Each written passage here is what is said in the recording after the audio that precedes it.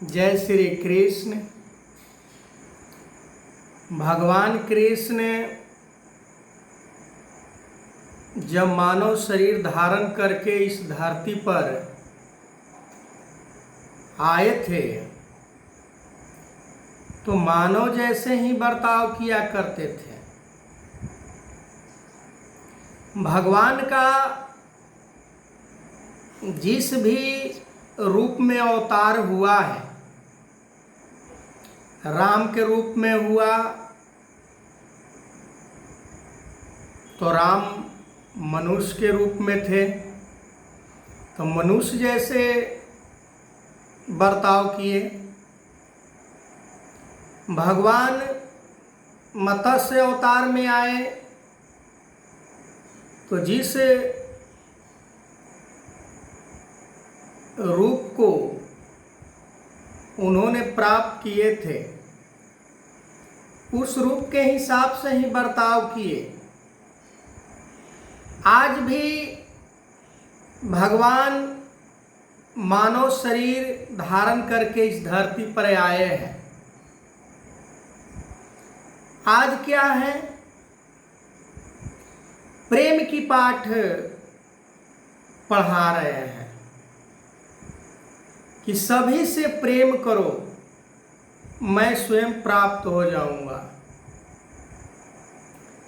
प्रेम न बाड़ी उपजे, प्रेम न हाट बिकाए, राजा प्रजा जे ही रुचे, शीश दे ले जाए। प्रेम तो तभी संभव है हर मानव से, हर प्राणी से, जब हमारे मन के अंदर अहंकार खत्म हो जाएंगे, स्वार्थ खत्म हो जाएंगे, बड़ा छोटा के भेदभाव खत्म हो जाएगा।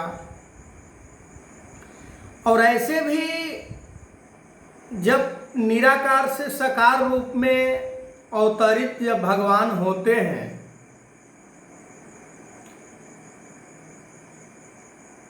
तो दूरिया को समाप्त करने का काम करते हैं। छोटा बड़ा के दायरा को भी खत्म करते हैं, अमीरी गरीबी को भी दीवार को तोड़ते हैं, समदृष्टि बना देते हैं। सबसे प्रेम करो, सबसे प्यार करो, सबको अपना परिवार समझो। पर ऐसा होता कहाँ है? जब सबको हम परिवार समझना शुरू कर देंगे तो जैसे हम अपने गांव, कस्बे, देश, राज, प्रांत में हम देखते हैं कि आज जो अपने सांसारिक तौर पर यदि देखा जाए तो एक माता पिता से जन्म लिए हुए जो स्थूल शरीर से जन्म लिया है जो प्राणी, वो भाई भी इतना क्रूर हो जाता है, भाई भी इतना स्वार्थी हो जाता है, भाई भी इतना लोभी हो जाता है जैसे दुर्योधन। दुर्योधन इतना लोभी हो गया, इतना स्वार्थी हो गया, इतना लालची हो गया, जिसके कारण मरने मराने की नौबत आ गई। और ये सच्चाई है कि जहां लोभ है प्रवेश कर गया वहां पाप का वास हो जाता है।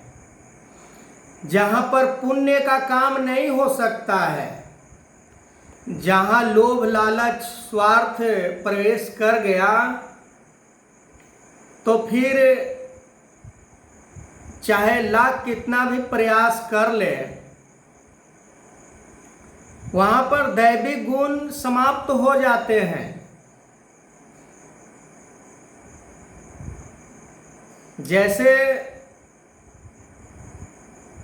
सूरज के रोशनी यदि हमारे ऊपर पड़ रहा है तो उसका हम लाभ ले लेते हैं। सूरज का रोशनी से जब हम उझल हो जाते हैं, किसी कमरे में बंद हो जाते हैं, किसी घर में बंद हो जाते हैं, तो हमें सूरज का रोशनी प्राप्त नहीं होता है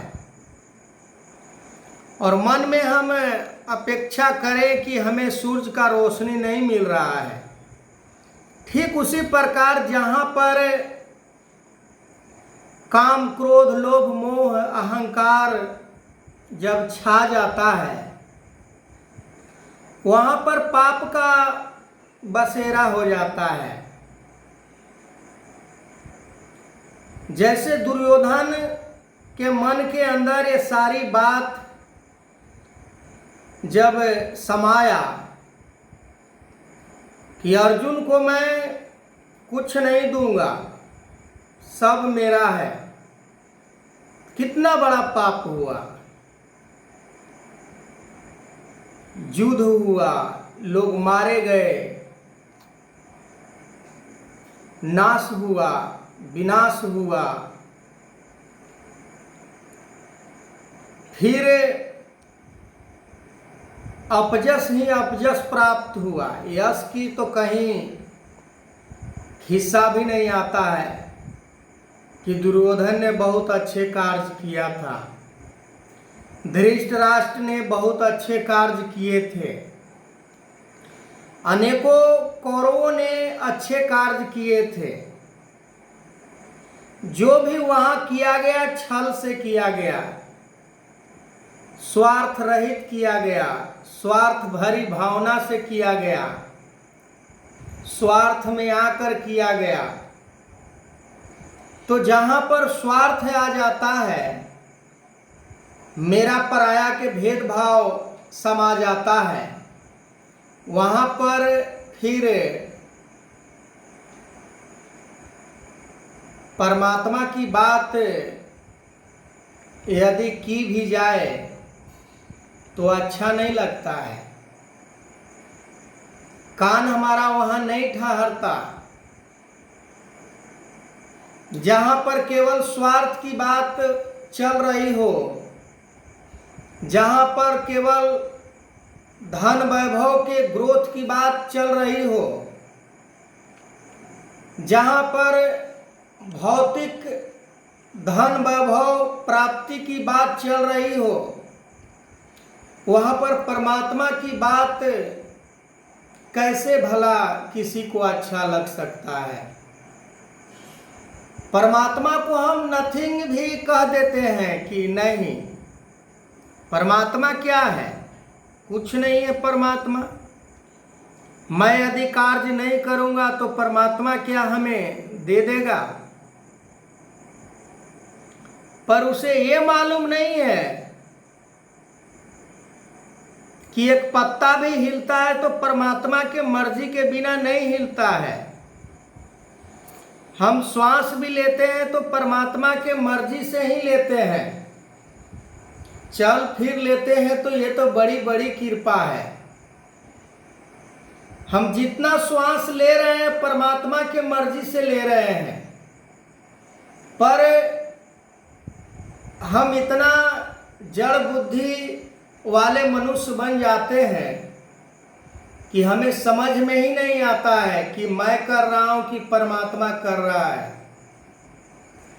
मेरा मुझ में कुछ नहीं, जो कुछ है सो तेरा, तेरा तुझको सौंपता क्या लागत है मेरा। सब कुछ तेरा है, मेरा कुछ नहीं है। जिस दिन ये भावना, जिस दिन ये बात हमें समझ में आ जाएगा, उस दिन किसी को फिर हम निरादर नहीं करेंगे, फिर किसी को दुदकारेंगे नहीं, फिर किसी को अदना करके हम नहीं जानेंगे, फिर किसी को हम साधारण करके नहीं देखेंगे। किसी लिहाज से। तो आगे मैं इस वीडियो को कंटिन्यू करूंगा। तब तक के लिए जय श्री कृष्ण।